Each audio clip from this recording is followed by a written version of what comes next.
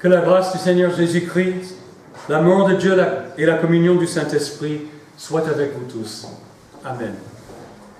Le texte est la lecture de l'Épître et je relis les 2 derniers versets. Que le Seigneur fasse grandir et déborder l'amour que vous avez les uns pour les autres et pour tous les hommes, à l'exemple de celui que nous avons pour vous. Qu'il affermisse ainsi votre cœur pour qu'il soit irréprochable dans la sainteté devant Dieu notre Père, lors du retour de notre Seigneur Jésus avec tous ses saints. Voici la parole du Seigneur. Veuillez vous asseoir.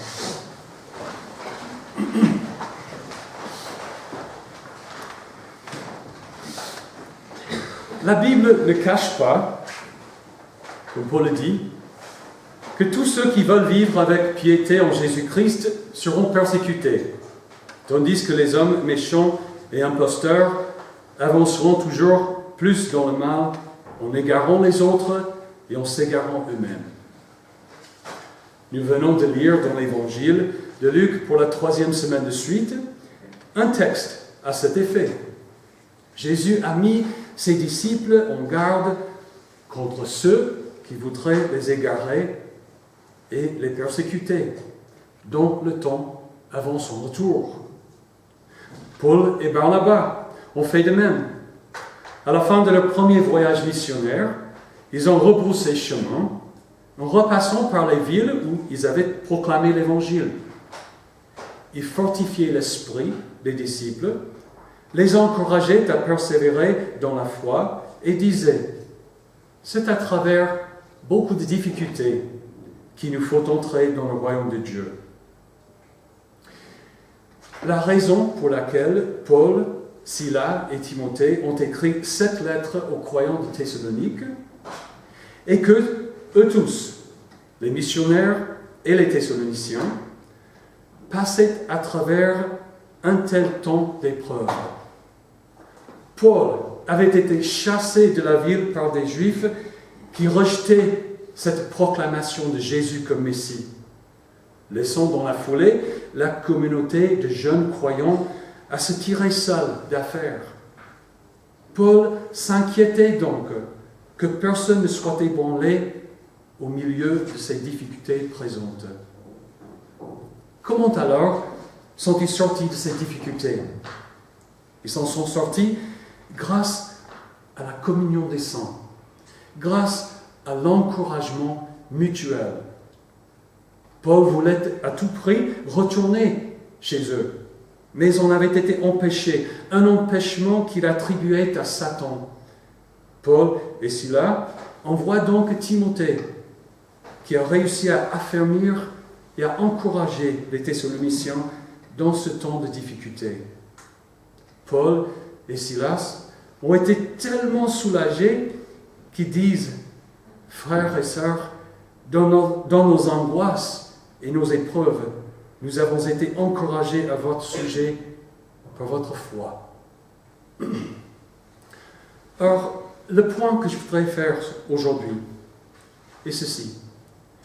Tout disciple de Jésus-Christ, y compris vous et moi, passera par des temps de difficulté, même de persécution, à cause de sa foi, parce qu'il veut mener une vie conforme à l'exemple de Jésus-Christ. Pour résister à ces épreuves, nous avons besoin de la communauté des croyants, afin de nous fortifier et nous encourager mutuellement. Nous avons besoin de dirigeants, comme Paul, Silas et Timothée l'ont été pour les Thessaloniciens, qui, n'étant pas toujours présents, veillent quand même sur nous. Eux qui se sont déjà tirés d'affaire peuvent nous affermir et nous encourager. Bref, nous avons besoin de ce que nous appelons la communion des saints, comme nous le professons dans le credo. Je pense que nous n'apprécions pas toujours la communauté de l'Église. Il y a quelques années, j'ai rencontré un jeune homme qui était diacre dans une autre église. Il m'a fait une déclaration selon laquelle il avouait faire peu de cas de la théologie, de la doctrine. son seul intérêt était la vie pratique de la communauté des croyants. En réponse, je lui ai dit que l'on ne peut guère séparer la théologie, ce que nous croyons, de notre vie de communauté. En effet, à quoi bon une communauté de chrétiens fondée sur de fausses doctrines, sur des mensonges, et qui, conformément à cette mauvaise théologie, faisait du mal. Nous nous sommes mis d'accord pour dire que nous avons besoin d'une bonne théologie et d'une bonne communauté. Cependant, cet homme m'a fait penser beaucoup au concept de communauté, car il est possible, même facile dans nos paroisses, d'être fort dans la théologie, mais pas du tout dans la vie communautaire. Peut-être que tous nos pasteurs prêchent à merveille et nous épatent avec leurs études bibliques. Mais savons-nous servir de ces choses pour nous encourager mutuellement? Ou bien gardons-nous ces connaissances pour nous-mêmes et menons-nous une vie de foi personnelle? Pensons-nous à nos frères et à nos sœurs dans la foi, à la communion des saints. Il ressort clairement de cette partie de la lettre de Paul aux Thessaloniciens que non seulement la théologie, mais aussi la communauté importaient toutes les deux beaucoup pour Paul et ses associés. Nuit et jour, nous prions Dieu avec beaucoup d'insistance de nous permettre de vous revoir et de compléter ce qui manque à votre foi, dit Paul. Puis il ajoute que Dieu lui-même, notre Père et notre Seigneur Jésus-Christ, dirige notre parcours jusque chez vous. Que le Seigneur fasse grandir et déborder l'amour que vous avez les uns pour les autres et pour tous les hommes, à l'exemple de celui que nous avons pour vous. Qu'il affermisse ainsi votre cœur pour qu'il soit irréprochable dans la sainteté devant Dieu notre Père, lors du retour de notre Seigneur Jésus avec tous ses saints. Être irréprochable dans la sainteté et déborder d'amour les uns pour les autres, ce sont des qualités qui résultent et de la bonne doctrine et de la vie communautaire. Mais c'est surtout cet aspect communautaire qui ressort en premier plan dans cette partie de la lettre. Paul voulait rejoindre ces jeunes chrétiens. Il voulait que leur amour déborde les uns pour les autres et qu'ils soient prêts à recevoir le Seigneur Jésus lors de son retour avec tous ses saints. Ce serait alors que Paul, pour ainsi dire, les présenterait au Seigneur. Ce serait comme dans une parabole de Jésus. Les Thessaloniciens seraient l'argent doublé que le serviteur présenterait à son maître à son retour. Paul leur dit, en effet, quelle est notre espérance, ou notre joie, ou notre couronne de gloire? N'est-ce pas vous aussi, devant notre Seigneur, lors de son retour? Oui, vous êtes notre gloire et notre joie. Au retour de Jésus, toute la communion des saints sera rassemblée. Ainsi sera réalisé un des objectifs de la mission de Jésus sur la terre. N'a-t-il pas dit aux Juifs de ces jours, « Je suis le bon berger. Le bon berger donne sa vie pour ses brebis. J'ai encore d'autres brebis qui ne sont pas de cet enclos. Celles-là aussi, il faut que je les amène. Elles écouteront ma voix et il y aura un seul troupeau, un seul berger. » C'est pourquoi Paul nous exhorte en ces termes-ci. Efforcez-vous de conserver l'unité de l'esprit par le lien de la paix. Il y a un seul corps et un seul esprit, de même que vous avez été appelés à une seule espérance par votre vocation.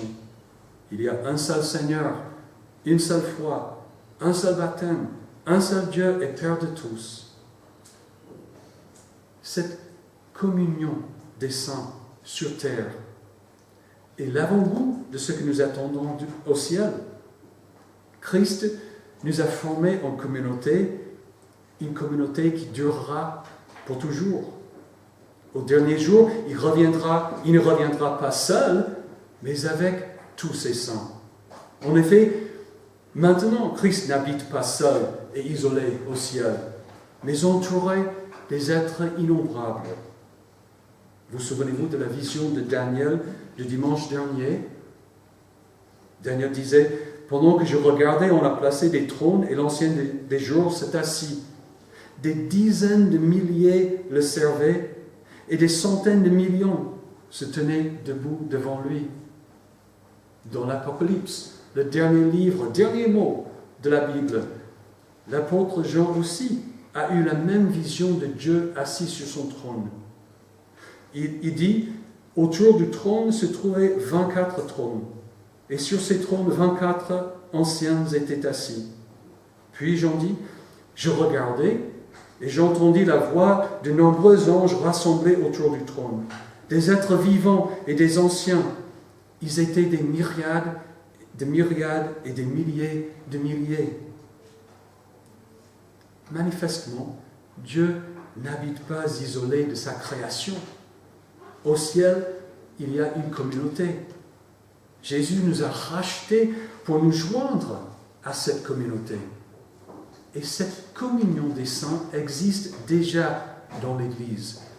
C'est pourquoi nous disons dans notre liturgie, avec les anges et tous les saints, nous chantons l'hymne de ta gloire, et sans fin nous proclamons Saint, Saint, Saint est le Seigneur notre Dieu.